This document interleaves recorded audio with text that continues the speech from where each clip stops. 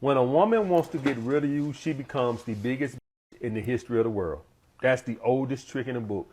If any of you guys have a girlfriend right now and she's just being an intolerable, the reason why she's doing that is she wants you to break up with her. Well, how do we know the difference, Mr. Alpha Male? Because from my experience, women are always intolerable witches. So I don't know what's what. I'm starting to think that's just who they are. So it's going to be hard to differentiate whether she want me gone or if she just being herself. I need you to prioritize yourself so hard, so much, to a point where a text back is not even something that is on the forefront of your mind. Because to be totally frank with you guys, if you are worried about how long it has been since your crush has texted you back or a dude has texted you back, you're not busy enough. First and foremost, we know what type of guys don't text attractive women back. Right? Okay, we'll just leave that there. Second, trying to be super busy and act like you're unbothered isn't a good approach when it comes to locking down Chad or locking down a 7. I mean, you're never going to lock down Chad. Just let that go. They'll sit up and come up with all the different strategies to try to get Chad to finally commit. He's not going to do it. Let it go or just be single. And when it comes to locking down a 7, this is also bad advice. You need to be acting like you're really into this guy and he'll really appreciate it.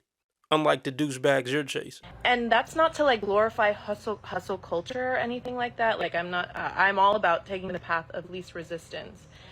But you're bored. And he's ghosting me. We get to live in the best video game of all time.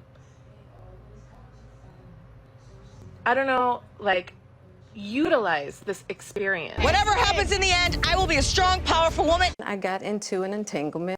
Y'all some unstable creatures.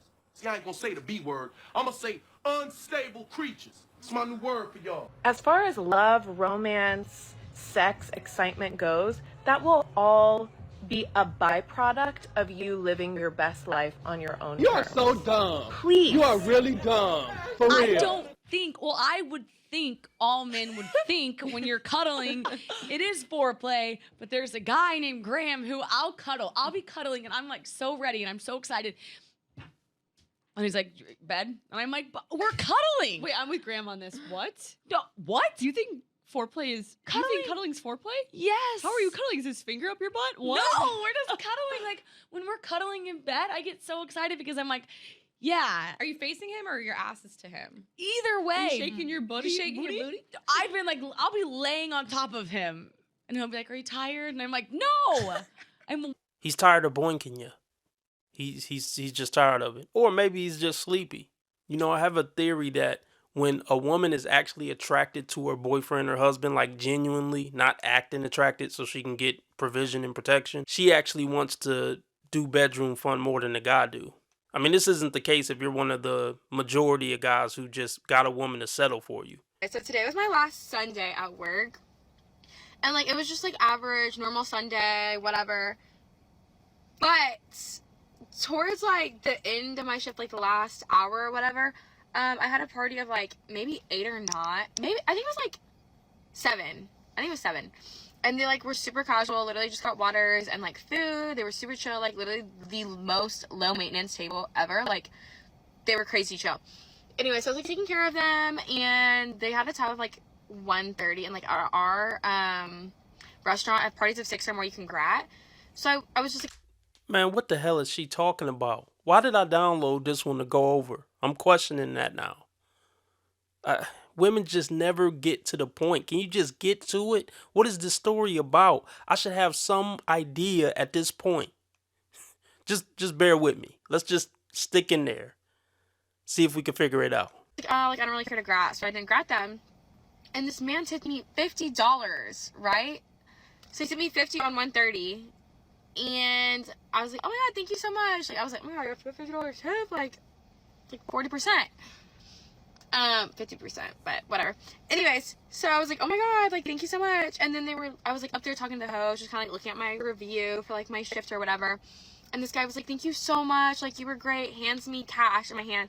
And I turn over and I see it's $100 bill. And I was like, my jaw literally just dropped. I was like, So he was basically trying to buy the broad. Is that the vibe y'all getting? Y'all giving this chick all this money for what? I'll tell you why. It might not even be that you wanted to buy her, but her looks compelled you to cough up your pockets. And that's pathetic. Hey, I like looking at a pretty face too, but it's not going to compel me to give you all this money for doing your job. Please don't ever do this, fellas.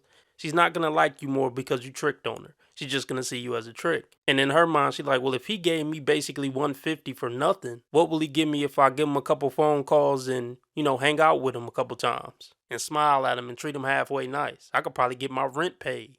Can I get a car bought? A new iPhone? She's going to keep pushing the limits. Don't ever leave with your money, fellas. Terrible idea. Think about how much more money she makes probably than dudes who actually work hard, come home aching every day, working at some construction site, digging up concrete, making $10 an hour. And this what she do to make that $350. All she had to do was be pretty to make $350. A dude got to damn near break his bones and have a heart attack to make $350.